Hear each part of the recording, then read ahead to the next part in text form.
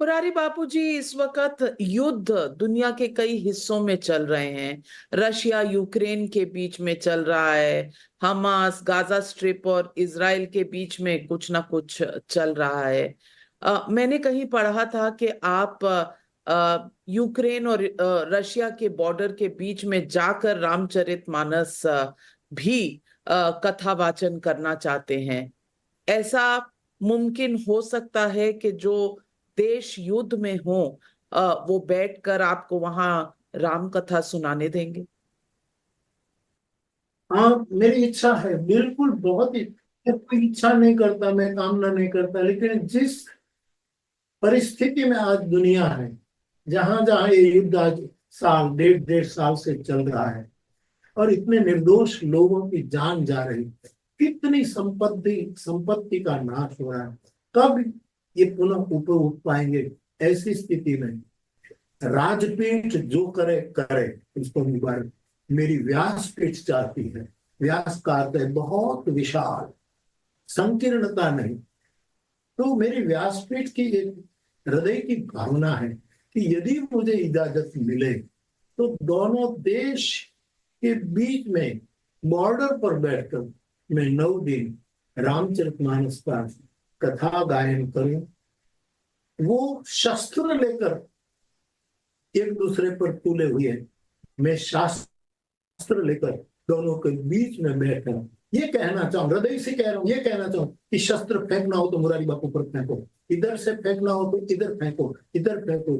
मैं शास्त्र लेकर आप सबके बीच में स्वीकार और संवाद की स्थापना करने आया हूं, जो मेरे राम ने की थी, जो मेरे शास्त्रों ने की थी। हमारे वेद से लेकर कहा गया संगच्छध्वम संबद्धम, चलो हम साथ चले, साथ बोले और इस खूबसूरत पृथ्वी को विशेष खूबसूरत प्रदान करे, और जिसमें सब का सुख हो, सबका हित हो, सबके साथ प्रेम हो। मुरारी बापूजी, जिस वक्त हमारे अपने देश में, भारत में, सनातन धर्म पर, हिंदुओं पर, प्रभु राम पर इतने सवाल किए जाते हैं, रामचरितमानस के बारे में कहा जाता है वो जाति के बारे में गलत चीजें बताता है, उस रामचरितमानस की कथा क्या बाकी विश्व में देश और उस उन देशों के लोग सुनना चाहेंगे? हम किस मैसेज को लेकर जा रहे हैं जब हमारे अपने देश में इस मुद्दे पर एक राय नहीं? आ, देखो, जिन लोगों ने रामचरितमानस का मूल पाठ देखा नहीं और रामचरितमानस पर, उसकी कुछ पंक्तियां पर या तो कुछ पात्रों के निवेदन पर ऐसे लोग निंदा कर रहे हैं, जो राजनीति कर रहे हैं।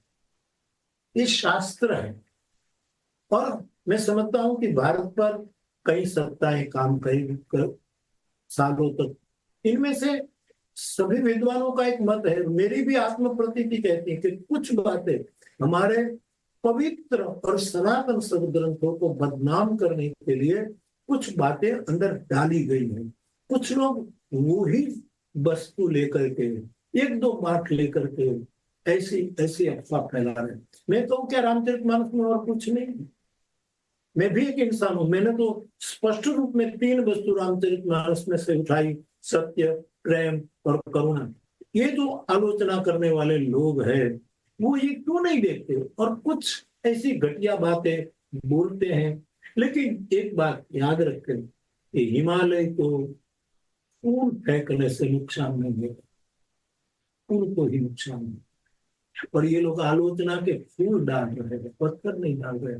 चलो, ये भी हिमालय की निंदक आवाज में पुष्प द्वारा हिमालय की पूजा कर रहे हैं।